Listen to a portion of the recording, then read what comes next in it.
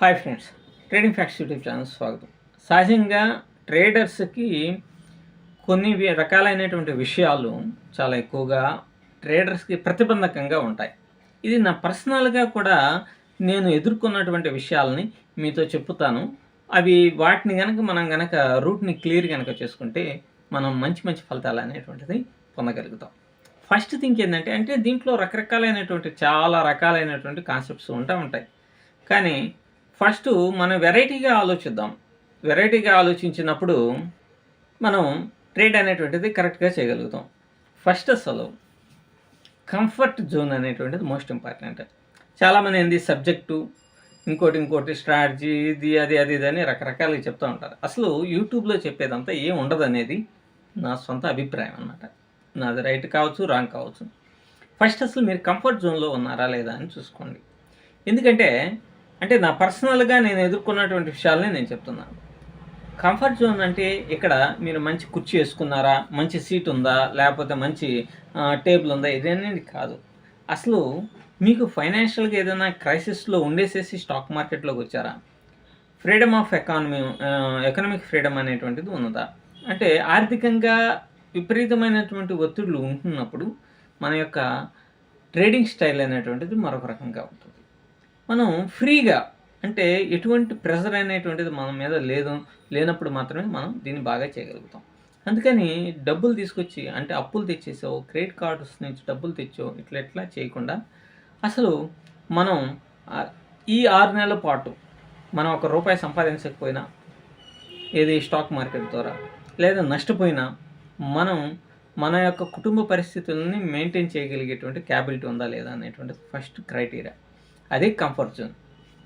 దాని తర్వాత ఒక మంచి సెటప్, ఒక కంప్యూటరు, ఒక ల్యాప్టాపు, స్క్రీన్స్ చూసుకోవటం. ఒక కంప్యూటరు, ఒక ల్యాప్టాప్ ఉంటే కంప్యూటర్లో స్క్రీన్స్ చూసుకుంటా, ల్యాప్టాప్లో కూడా చూసుకుంటా, మొబైల్లో తిరిగి ఉంటుంది కాబట్టి ఎగ్జిక్యూషన్ అనేటువంటిది చేసుకోవడానికి అవకాశం ఉంటుంది. సో ఇక్కడ మీకు ఎటువంటి ప్రతిబంధకాలు లేకుండా మీరు కంఫర్ట్గా ఉన్నారా లేదా అనేటువంటిది ఫస్ట్ ఇంపార్టెంట్. తర్వాత రెండోది వచ్చేసరికి ఫియర్, భయం. ఇప్పుడు సహజంగానే మనం యూట్యూబ్ వీడియోస్ కనుక ఎక్కువగా కనుక చూస్తా, ఒక్కొక్కడిని కనుక ఫాలో అవుతూ ఉంటే మీరు ట్రేడర్ ఎప్పటికీ కాలేరు, అస్సలు కారు. మీరు అనా పైసా కూడా ట్రేడింగ్ ద్వారా సంపాదించలేరు. ఇది మాత్రం వాస్తవం.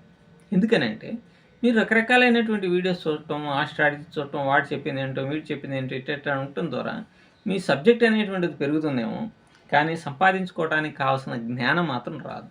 కాబట్టి మీరేం చేస్తారు, ఈరోజు ఈ స్ట్రాటజీని ఎగ్జిక్యూట్ చేస్తారు, రేపు ఇంకోటి చేస్తారు, ఎల్లుండి ఇంకోటి, ఇట్లా రకరకాల కలబోతగా చేస్తారు. సరే, ఈరోజు ఈ స్ట్రాటజీ చేద్దామని అనుకున్నప్పుడు ఇంకొక స్ట్రాటజీకి సంబంధించిన ప్యాటర్న్ వచ్చినప్పుడు దీన్ని మర్చిపోయి దీన్ని ఎంటర్ అవుతారు. సో ఇంత గందరగోళం అనేటువంటిది ఉంటుంది. కాబట్టి మీరు ఫస్ట్ ఆఫ్ ఆల్ ఈ యొక్క ఇన్ని రకాలైనటువంటి కాన్సెప్ట్ మీ బ్రెయిన్లో ఉన్నప్పుడు మీకు ఆటోమేటిక్గా ట్రేడింగ్కి ముందు కూర్చున్నప్పుడు, ఎగ్జిక్యూషన్ చేసేటప్పుడు భయం అనేటువంటిది కలుగుతుంది. కాబట్టి బ్రూస్ లీ చెప్తాడనమాట, 100 రకాలైనటువంటి మీ అందరికి తెలిసిందే, 100 రకాలైనటువంటి ఇవి మెళకువలు తెలిసినటువంటి వాడికంటే ఒక్క విషయమే 100 సార్లు ప్రాక్టీస్ చేసిన వాడికి నేను భయపడతాను అని. కాబట్టి మీరు ఒక స్ట్రాటజీని 100 సార్లు ప్రాక్టీస్ చేయండి, దాన్నే నమ్ముకోండి.